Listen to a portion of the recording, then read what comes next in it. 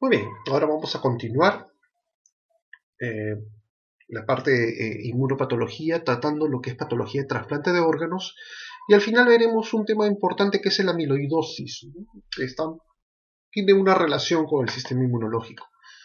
Muy bien, con respecto a la patología de trasplante de órganos, para que un trasplante de órganos sea exitoso, tanto el donante como el receptor deben coincidir, deben concordar sus grupos ABO, esto es fundamental, ¿no? Y los antígenos del complejo mayor de histocompatibilidad. Como entenderán, lo de los grupos ABO es más fácil de entender, ¿no? Es más fácil de generar la concordancia.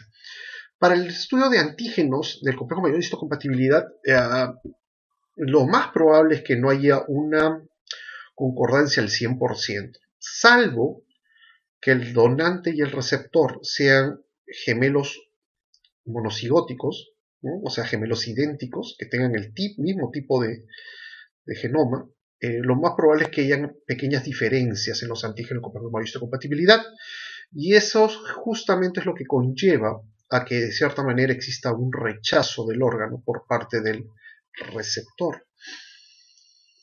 Como va a haber una respuesta inmunológica del receptor hacia ese órgano trasplantado, esta respuesta inmune tiene que ser controlada, tiene que ser de alguna manera suprimida.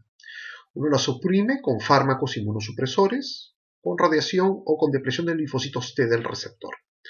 Pero ojo, ¿no? Si uno se llega a exceder de las dosis y generas una supresión de la inmunidad muy marcada, puede llevar a que el paciente comience a tener cuadros de inmunodeficiencias severas. Entonces, cuando una persona recibe un trasplante de órganos, los médicos que atienden a estas personas tienen que hilar muy fino, ¿no? Porque tienen que mantener la inmunidad del receptor en un punto tal que no rechace al órgano trasplantado, pero que tampoco sea tan baja como para que el paciente sea susceptible a adquirir infecciones oportunistas o neoplasias, ¿no? Entonces es todo un arte muchas veces, ¿no? Y obviamente no todos los pacientes se comportan de la misma manera. Ahora, ¿de qué manera el receptor hace un reconocimiento inmunológico del injerto? Hay dos mecanismos, ¿no? En el cual la persona que ha recibido imagínense, una persona ha recibido un trasplante renal, ¿no? Ha recibido un riñón de otra persona. Entonces, existen dos mecanismos por los cuales el receptor, el que acaba de recibir el riñón, reconoce como extraño el injerto, ¿no? La forma directa y hay una forma indirecta. La forma directa es muy peculiar, ¿no? Porque acá participa las células presentadoras de antígenos del donante, células presentadoras que han estado o están dentro del injerto. Estas células le van a presentar los antígenos al linfocito T del receptor, ¿no? Interactuando con el complejo mayor de histocompatibilidad del donante. O sea, acá es como que viola el principio, ¿no? Inmunológico en el cual se supone que cada linfocito reconoce a su propio complejo mayor de histocompatibilidad, ¿no? De su propia persona, pero aquí no, ¿no? Aquí la célula presentadora del antígeno del donante interactúa con el linfocito T del receptor, ¿no? Y en esta interacción participan tanto CD4 CD8. A esto se le conoce como la forma directa. La forma indirecta, ahora sí todo es del receptor, ¿no? Las células presentadoras de antígeno van a procesar antígenos del injerto y van a presentar estos antígenos, ¿no? A sus propios linfocitos T, ¿no? Muchas veces esto va a generar una reacción de hipersensibilidad de tipo 4, ¿no? Porque es mediada por células, donde no participan las células T citotóxicas, y lo que sí muchas veces se producen son producción de muchos anticuerpos frente a los antígenos extraños, ¿no? Frente a antígenos extraños. Aquí tenemos las dos vías, ¿no? La vía directa y la vía indirecta, ¿no? Aquí en la vía directa ya les dije, ¿no? Esta célula presentadora de antígenos, ¿no? es del donante, y están presentes ya en el injerto. Y esta célula va a presentarle tanto a través del complejo mayor histocompatibilidad tipo 1 al linfocito CD8 o a través del complejo mayor histocompatibilidad tipo 2 al CD4, ¿no? A partir del CD8 este puede comenzar a activarse y bueno, va a ser responsable una vez activado de varios daños, ahorita lo vamos a explicar. Por su parte, en la vía indirecta, acá están las células del injerto, viene el macrófago o la célula presentadora de antígenos del propio del receptor, ¿no? Procesa estos antígenos y ahora sí se los presenta a sus propios linfocitos CD4. Vean, acá solamente participa CD4, ¿no? Acá sí CD4 y CD8. El CD4, una vez que se ha activado, dos cosas, ¿no? Activa linfocitos B para producción de anticuerpos y comienza a producir interferón gamma para activar macrófagos. Al conjunto, al final, los linfocitos CD8 son capaces de producir daño de los vasos sanguíneos del riñón, del injerto renal, daño de los túbulos renales, junto con los macrófagos que fueron afectados o activados del linfocito TCD4, y también de la misma manera los anticuerpos que se produjeron van a producir daño endotelial. Todos estos son mecanismos de rechazo de órganos. Son mecanismos de rechazo de órganos. Ahora, los rechazos hay de tres tipos, ¿no? El hiperagudo, el agudo y el crónico. Vamos a describir en qué consiste cada uno. El rechazo hiperagudo se va a dar porque lo que provoca el rechazo es los anticuerpos que ya estaban preexistentes frente al antígeno del receptor. Es decir, a este paciente le van a poner un trasplante renal, le ponen el riñón, hacen las anastomosis vasculares y obviamente del uréter, y liberan las pinzas para que entre la sangre a este receptor, y en ese instante, en minutos, se va a producir el rechazo. Es decir, quien hace el diagnóstico del rechazo hiperagudo es el propio cirujano. El propio cirujano se da cuenta a la hora que libera la sangre, que llega y el riñón que acaba de poner comienza a cambiar de coloración, se vuelve oscuro, ¿no? Se puede llegar a aumentar de volumen, y lo que está ocurriendo es una inflamación aguda brusca, ¿no? Brusca, ¿no? Con necrosis fibrinoide, pequeños vasos, masiva trombosis, el órgano trasplantado cambia de color, inclusive comienza a producirse orina, ¿no? Oscura, y no queda más remedio, ¿no? Ese órgano no ha sido aceptado y tiene que ser retirado por completo, ¿no? Es un rechazo hiperagudo, ¿no? El rechazo agudo, por su parte, puede darse en dos contextos. Una forma de rechazo agudo es aquella que aparece días o semanas después del trasplante en un paciente que no fue inmunosuprimido de manera adecuada, ¿no? O sea, el paciente le acaban de trasplantar, una semana después no recibió por algún motivo un tratamiento inmunosupresor adecuado, ¿no? Y entonces el riñón comienza a ser rechazado. La otra posibilidad es que el paciente pueda estar en una adecuada inmunosupresión, ¿no? Pero después de meses o años empieza a haber este rechazo agudo, a pesar de que está inmunosuprimido. ¿Cuáles son los mecanismos del rechazo agudo? Se da por mecanismos celulares y por mecanismos humorales, ¿no? Por anticuerpos. ¿Qué vamos a ver si cuando vemos un riñón trasplantado con rechazo agudo? Vamos a ver, por ejemplo, que hay un infiltrado de células mononucleares, de macrófagos, por ejemplo, que dañan el parénquima, principalmente los túbulos, ¿no? Los linfocitos, por ejemplo, los macrófagos. Eso se llama una tubulitis, ¿no? O además vamos a poder encontrar vasculitis, es decir, daño de los vasos sanguíneos, daño endotelial, por la producción de anticuerpos, ¿no? Entonces, es muy característico en el rechazo agudo las tubulitis y las vasculitis, ¿no? de los vasos sanguíneos del riñón trasplantado, ¿no? Por su parte, el rechazo crónico, se va a dar meses o años después de un trasplante. Después de muchos años puede darse un rechazo crónico. ¿Y por qué se va a caracterizar? Porque hay daño de los vasos sanguíneos. ¿Qué ocurre en estos vasos sanguíneos? ¿Qué vamos a ver? Va a haber una proliferación fibrointimal de las arterias, es decir, la capa íntima de las arterias. ¿Se acuerdan que las arterias tienen tres capas? La íntima, la media y la adventicia. Muy bien, la íntima comienza a engrosarse, ¿no? Hay una proliferación de la íntima con tejido con fibroblastos, y poco a poco esa íntima, como comienza a crecer, la luz de la arteria cada vez se va haciendo más pequeña y más pequeña y más pequeña. Hay un estrechamiento de la luz. Como la luz de las arterias se va haciendo más pequeña, el flujo sanguíneo disminuye y va a comenzar a haber un problema de isquemia crónica, ¿no? Del parénquima renal, con la consecuencia atrofia de los glomérulos, ¿no? Del parénquima, y mecanismos de cicatrización. Los mecanismos por el cual se produce el rechazo crónico es básicamente por linfocitos T activados que liberan citoquinas. Y esto no está mediado por inmunosupresión, es decir, por más que inmunosuprimimos al paciente, ¿no? Más, si lo suprimimos más, no conseguimos ningún efecto. No conseguimos ningún efecto. ¿No?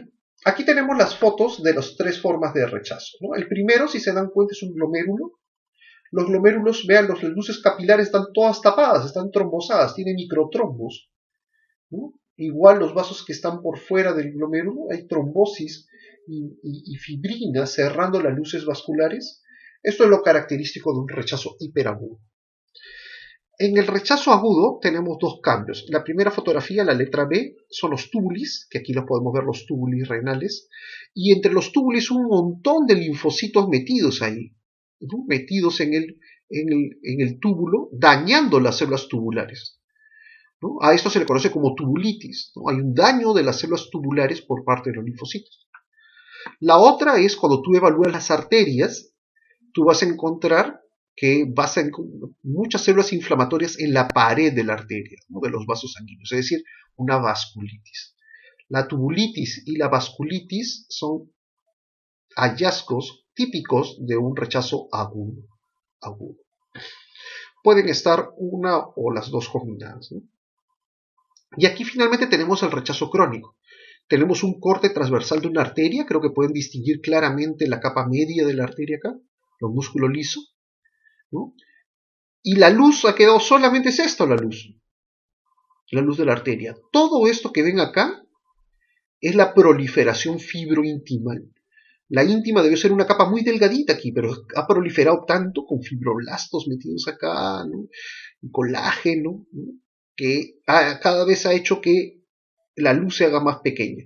Obviamente con una luz tan pequeña, el flujo sanguíneo va a disminuir considerablemente y va a producir pues una isquemia crónica con atrofia y finalmente pues disminución de la función de este injerto renal, ¿no?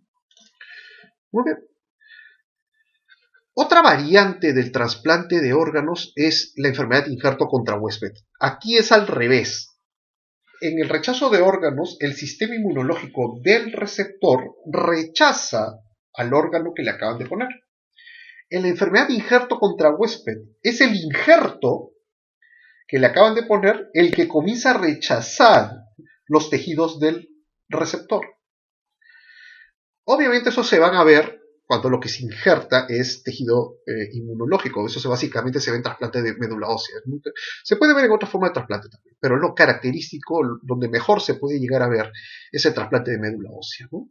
También puede ocurrir en transfusión sanguínea completa en pacientes con inmunodeficiencia combinada severa, ¿no? Donde no tiene una adecuada cantidad de linfocitos. ¿Qué es lo que ocurre? Hay un rechazo de las células del huésped por parte de los linfocitos T y B del donante, ¿no? Entonces ahora los linfocitos T y B que están en la nueva médula ósea, que son linfocitos T y B del donante, comienzan a atacar los tejidos del receptor. Y hay dos formas, ¿no? Bueno, que son los más conocidos. Hay una forma aguda, o es una enfermedad injerto contra huésped aguda, donde los órganos más afectados son el hígado, la piel y el intestino, ¿no? Provocando pues daño de la vía biliar, ¿no? Alteraciones en la piel y hemorragias digestivas. Y hay otra que es la crónica, en la cual también hay lesiones cutáneas y una predisposición por hacer enfermedades autoinmunes, ¿no? Obviamente, cuando a una persona se le hace un trasplante de médula ósea, uno tiene que estar pendiente de que esta reacción adversa, esta enfermedad, injerto contra huésped, puede ocurrir. Muy bien, y ahora vamos a pasar al tema de amiloidosis. La amiloidosis es el depósito de una proteína normal, que se le conoce como proteína amiloide. Esta proteína es patológica, no existe amiloide fisiológico. Todos los amiloides son patológicos, que derivan de una proteína normal, eso es otra cosa, ¿no? O sea, una proteína normal se transforma en una proteína amiloide. Esa proteína amiloide es la patológica, y es la que se va a depositar entre las células de varios tejidos y órganos, dando una amplia variedad de presentaciones clínicas. Una vez que esta proteína comienza a depositarse, van a producir daño tisular y compromiso funcional del tejido donde se está depositando. Y eso es una peculiaridad, ¿no? El amiloide, una vez que se deposita, no puede ser retirado. No hay forma de degradar ese amiloide. Entonces se comienza a acumular y progresivamente va a ir dañando los tejidos, dañando las células, dañando el órgano, y finalmente comienzan a fallar pues, estos órganos afectados, ¿no? Las fibras amiloides, que son patológicas, se producen por malplegamiento de varias proteínas, las proteínas normales. Se han descrito más de 20 tipos diferentes de fibras amiloides.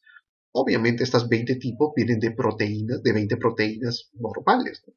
Pero que por alguna alteración en su metabolismo se comienzan a plegar mal, ¿no? Y se comienzan a secretar, ¿no? En vez de que la célula muera por apoptosis, estas proteínas se empiezan a secretar y caen al exterior, ¿no?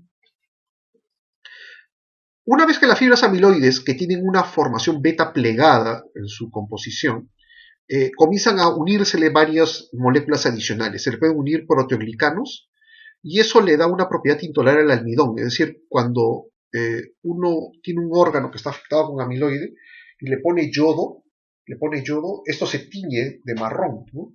Tan igual como lo hace el almidón. Por eso que al inicio, hace muchos años, pensaban que lo que se estaba acumulando en esos tejidos era almidón, ¿no? Pero después se dieron cuenta que no era almidón, ¿no? Era una proteína, pero que se parecía al almidón, entonces ahí apareció el término amiloide, ¿no? Parecido al almidón. También se le une glucosaminoglutano como heparán y dermatansulfato, y también se le une proteínas plasmáticas, ¿no? Como el componente amiloide P sérico. Como les dije, la amiloidosis tiene propiedades tintoriales muy similares al almidón, ¿no? Por eso que de ahí viene el término de la enfermedad.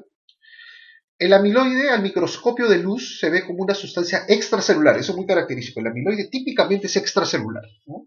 Es una sustancia amorfa, ¿no? Eosinofílica y hialina, homogénea, bien parejita, ¿no?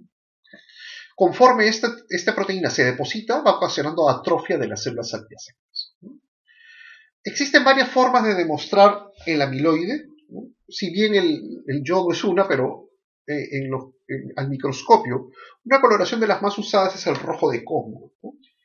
Este rojo de Congo tiñe de rosado o a veces de rojo, dependiendo de la cantidad, el amiloide. Pero la clave es que cuando tú sometes esa tinción a la luz polarizada, ese color rosado o rojo cambia de color a un color verde, clásicamente verde manzana, ¿no? No cualquier verde, ¿eh? Tiene que ser verde manzana, ¿no? Y hace una birrefringencia, ¿no? Entonces, es ustedes cuando ven el microscopio el depósito de un material medio rosado, amorfo, eosinofílico, y piensan que es amiloide, hacen la coloración de rojo de Congo. Con la coloración de rojo de Congo, ese material se va a teñir de un rosado intenso, a veces rojo, ¿no? Y cuando tú sometes esa misma coloración a la luz polarizada, va a cambiar de color a un color verde, verde intenso, verde manzana, y eso es lo que define al amiloide. Con eso estás seguro de que lo que estás viendo en el microscopio es la proteína amiloide. Cuando uno lo ve al microscopio electrónico, este amiloide se ve como unas fibras no ramificadas, unas fibras muy largas, unas fibrillas muy largas, de 7.5 a 10 nanómetros, ¿no? Muy delgaditas. Esto es lo característico, con formación beta plegada. ¿No? ¿Se acuerdan que las proteínas en su estructura terciaria podían adquirir pues, una conformación en alfa, helicoidal, o beta plegada, ¿no? Como si fuera una hoja de papel, como en zigzag, ¿no? Esa es la conformación clásica del amiloide, ¿no?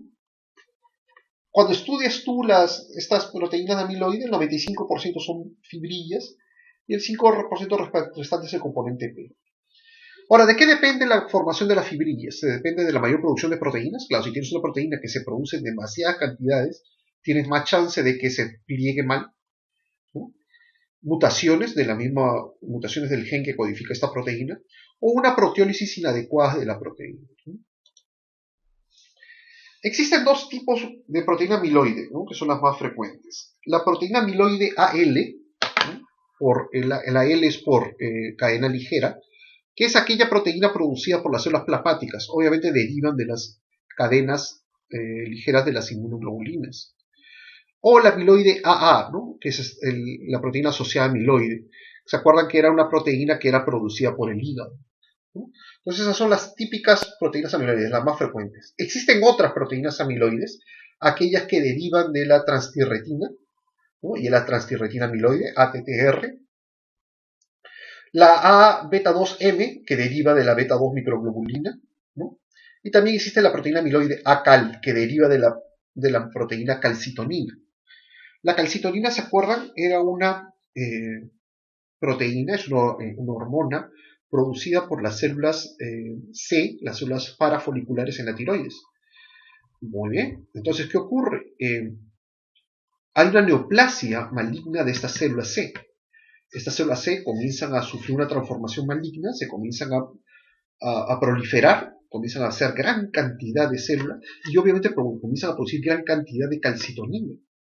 Producen tanta calcitonina que mucha de esta calcitonina ya comienza a secretarse de una manera normal y comienza a transformarse en amiloide. Ese amiloide que se forma a partir de esta calcitonina es el ACAL. Entonces, ese cáncer que se produce se llama carcinoma medular de tiroides. El carcinoma medular de tiroides es el cáncer que se origina de las células C de la tiroides. Cuando vemos al microscopio un carcinoma medular de tiroides, es muy común que aparte de ver las células transformadas, ver entre ellas amiloide. Ese amiloide se ha originado a partir de la calcitonina y viene a ser la proteína amiloide ACAL. ¿Ok? Muy bien. Vamos a ver ahora las proteínas estas más comunes. La proteína AL, ¿no? De las cadenas ligeras, compuesta por cadenas ligeras completas de la inmunoglobulina, los extremos aminoterminales, ¿no? ¿Se acuerda que las proteínas ligeras, las cadenas ligeras podían ser la kappa y la lambda, ¿no? Kappa o lambda. Eso se puede ver en proliferaciones neoplásicas de células plasmáticas como el mieloma múltiple. ¿Qué quiere decir? Un porcentaje de pacientes que tienen mieloma múltiple van a hacer amiloidosis. No todos, no todos, un porcentaje de ellos. Y ese amiloide va a comenzar a depositarse en gran cantidad de tejidos. O sea, como este amiloide se deposita en varios tejidos, sería una amiloidosis de tipo sistémica, ¿no? Porque múltiples órganos están siendo afectados. Como dice acá, no todos los tipos de cadenas ligeras pueden formar amiloide. Eso quiere decir que no todos los mielomas múltiples van a producir amiloide, solamente un grupo de ellos. Entenderán que aquellos mielomas múltiples que producen amiloide tienen un pronóstico peor que aquellos que no lo producen, porque se le agrega una complicación más. La otra es la fibrilla A, ¿no? La otra, la amiloide A, deriva de una proteína precursora secretada por el hígado, la proteína SAA. ¿Ya se acuerdan? Que era un reactante de fase aguda, ¿no? Entonces, personalmente, los casos más frecuentes que he visto de amiloidosis son de este tipo. ¿Por qué? Porque son personas que tienen estados inflamatorios persistentes en los cuales hay una mayor secreción del precursor, que en este caso es la proteína SAA. Como hay demasiada proteína SAA, puede asociarse a una proteólisis inefectiva, un defecto de la proteólisis, y esto conlleva la aparición de la proteína amiloide, que comienza a depositarse también en todos los tejidos, principalmente el riñón. Y del riñón, el sitio más común son los glomérulos, ¿no? Los glomérulos. Entonces, como le digo, los casos más comunes que hemos visto de amiloide son de este tipo, ¿no? ¿Por qué? Porque para eso se requiere estados inflamatorios persistentes. Entonces, es muy clásica la presentación de una persona que viene por ejemplo, la forma clásica es síndrome nefrótico. El paciente viene por un síndrome nefrótico, ¿no? Cuando evalúas ese glomérulo te das cuenta que el síndrome nefrótico se debe a que el glomérulo está lleno de amiloide. Ahora, ¿de dónde nació ese amiloide? Cuando evalúas al paciente, te enteras que el paciente ha tenido tuberculosis, por ejemplo. Una tuberculosis que ha dejado secuelas, como una bronquiectasia o bronquiectasias. Esas bronquiectasias muchas veces están infectadas e inflamadas. En ese contexto de infección e inflamación persistente que dura años, tienes más chance de tener mayor proteína SAA y muchas de ellas van a terminar produciendo la proteína amiloide. Esa se va a comenzar a depositar en los tejidos, se deposita en el riñón, se deposita en el glomérulo, altera la barrera de filtración, permite el paso de proteínas de la sangre y produce un síndrome nefrótico. Esa es la forma clásica que tenemos de presentación cuando tenemos formas sistémicas, ¿no? Formas sistémicas. También, obviamente, hemos visto casos por mieloma múltiple, ¿no? Pero esta es la más común, al menos en nuestro medio, ¿no? Porque tenemos todavía muchas enfermedades inflamatorias, sobre todo de tipo infecciosas, ¿no? Y claro, pues si a eso le sumas enfermedades autoinmunes también, ¿no? Muy bien, hay otras formas, como bien hemos visto, de proteínas amiloides. La otra es la que deriva de la transtirretina, que es un transportador de tiroxina y del retinol. Esta puede alterarse de dos maneras. Puedes tener una mutación del gen que codifica esta proteína y obviamente la proteína no se produce de una manera adecuada y se transforma en una proteína amiloide. Y en esos casos da cuadros neurológicos a los miembros de la familia afectada. Pero esta transtirretina también puede alterarse, no necesariamente por mutación del gen, ¿no? Sino porque hay una mala secreción, una mala producción de ellas y es la que produce la amiloidosis senil, ¿no? Y curiosamente se deposita en el corazón, ¿no? Esta fibra amiloide transformada a partir de la transtirretina se conoce como la ATTR, ¿no? ATTR. Bueno, acá tenemos entonces las tres proteínas, ¿no? Amiloides. Proteína AL amiloide, proteína AA amiloide, proteína ATTR amiloide. Para la proteína AL no se sabe, un carcinógeno produce una proliferación de células plasmáticas malignas, un mieloma múltiple, produce cadenas ligeras de inmunoglobulina y debido a una proteólisis limitada, estas van a transformarse a la proteína amiloide patológica, ¿no? La AL. La otro contexto, como le dije, bien común, la inflamación crónica, activación del macrófago, secreción de interleuquinas 1 y 6, estimulan el hepatocito para producir la proteína SAA. Debido a que no puede degradarse de una manera adecuada, se produce la proteína AA, ¿no? El amiloide AA. La otra, la transtirretina, que puede ser por mutación, ¿no? Se agrega y produce la proteína ATTR mutada, ¿no?